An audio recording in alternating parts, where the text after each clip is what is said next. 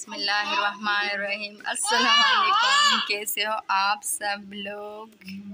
उम्मीद करती हूँ कि सब खैरियत से होंगे। आज मैं लाई हूँ आप लोगों के लिए एक नई रेसिपी। अफान अफान अफान टाटा। ये है मेरा छोटा बेटा अफान, ये है आयज़ा, ये है मोहम्मद जिब्रान।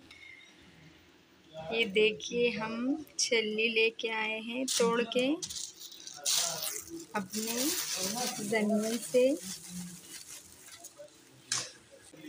तो चलिए बनाते हैं रेसिपी को।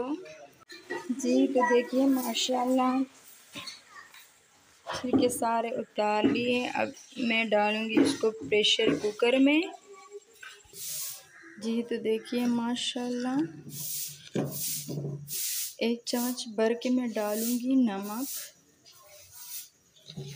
1 से 1.5 चम्मच, आधा चम्मच डालूंगी ऑरिगेनो। इसको मैं 20 मिनट दूंगी प्रेशर कुकर को। 20 मिनट हो गए हैं, ढक्कन हम उतारेंगे। लाइक करो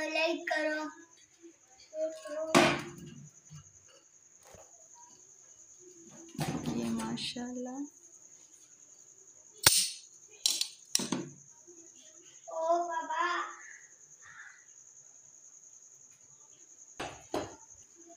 जी तो देखिए माशाल्लाह